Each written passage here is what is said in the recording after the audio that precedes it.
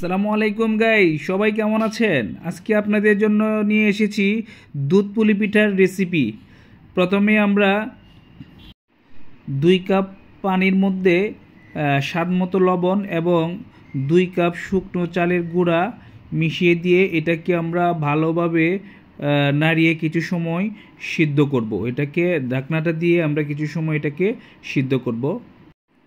এটাকে ভালো মোটামুটি সিদ্ধ হয়ে গেছে আমাদেরটা। সিদ্ধ করার পরে এটাকে আমরা ভালোভাবে নাড়িয়ে চাড়িয়ে গরম গরম থাকা অবস্থায় আমরা একটা ডো বানিয়ে রেখে দিয়েছি। এখন আমরা একদম পাতলা করব না, আবার বেশি মোটা করব না, যেন বাজ করা যায়, বাজ করে যেন মোড়ানো যায়, আমরা ওই পরিমাণ করব। আমি একটা গ্লাস নিয়েছি, আপনারা চাইলে অন্য কিছু নিতে পারেন। নিয়ে এটাকে এরকম একটা রাউন্ড শেপ দিব আমরা। হ্যাঁ, আমরা এরকম একটা রাউন্ড শেপ দিব।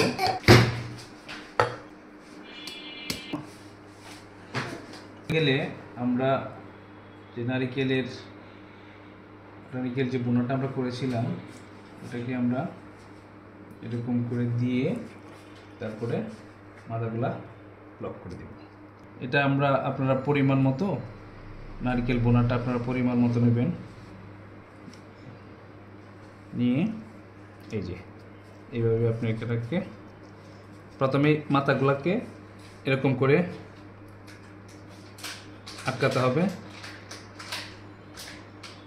আমি একটু মাথার মধ্যে একটু নকশি করছি, এটা আপনারা না করলেও পারেন, এটা জাস্ট দেখার একটু সুন্দর।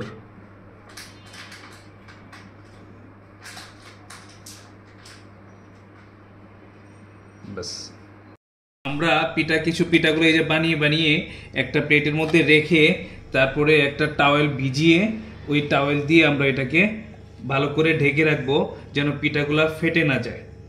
এটা আপনারা খেয়াল রাখবেন, আর নয় কিন্তু পিঠাগুলা ফেটে যাবে।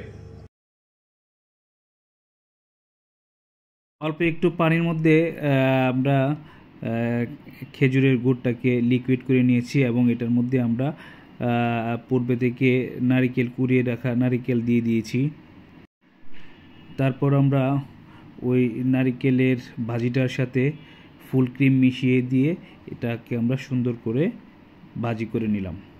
তারপর আমরা আরেকটা প্যানের মধ্যে 2 লিটার দুধের সাথে আমরা 2-3টা লবঙ্গ, 2-3টা এলাচ এবং 1 টুকরো দারচিনি দিয়েছি। দিয়ে এটা এখন আমরা ওইটার মধ্যে পিঠাগুলা দিয়ে দিয়েছি।